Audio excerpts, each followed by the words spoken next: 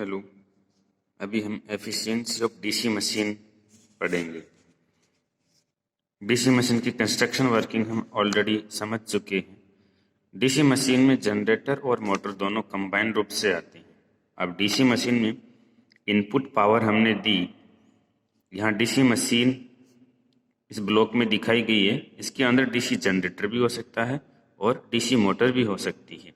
Output हमें मिलता है आउटपुट पावर। तो एफिशिएंसी होगी आउटपुट पावर अपॉन में इनपुट पावर। कितनी इनपुट पावर दी हमने, या यूं कह सकते हैं एफिशिएंसी परसेंटेज में अगर अपन निकालें तो आउटपुट पावर अपॉन में इनपुट पावर मल्टीप्लाई बाई 100। तो ये परसेंटेज ऑफ एफिशिएंसी होगा। बट हमें पता है कि जब हम इनपुट पावर देंगे तो उतना आउटपुट हमें नहीं मिलता है, कुछ लॉस हो जाते हैं। लॉस के कुछ कारण हैं, जैसे वाइंडिंग में लॉस हो जाता है, हीटिंग की वजह से लॉस हो जाता है, स्ट्रे लॉस होता है, फ्रिक्शन की वजह से लॉस होता है, खूब सारे लॉस होते हैं।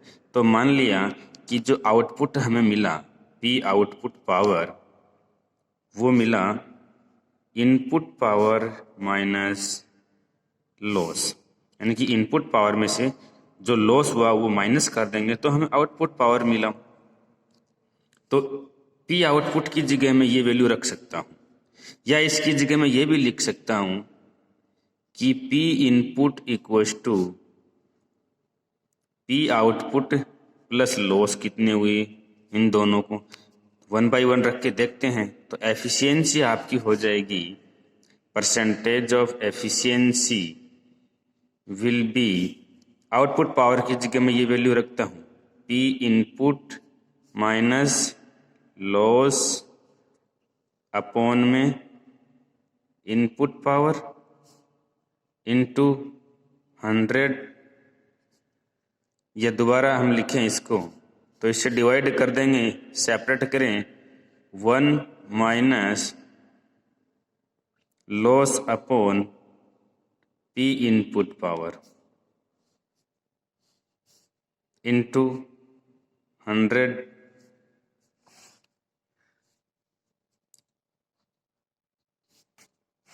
या आउटपुट पावर के टर्म में अगर हम निकालना चाहें, percentage of efficiency equals to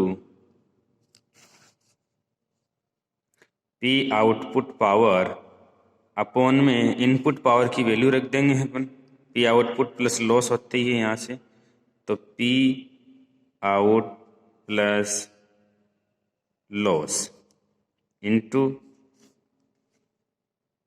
100। ये परसेंटेज ऑफ एफिशिएंसी हम इस प्रकार से निकाल सकते हैं।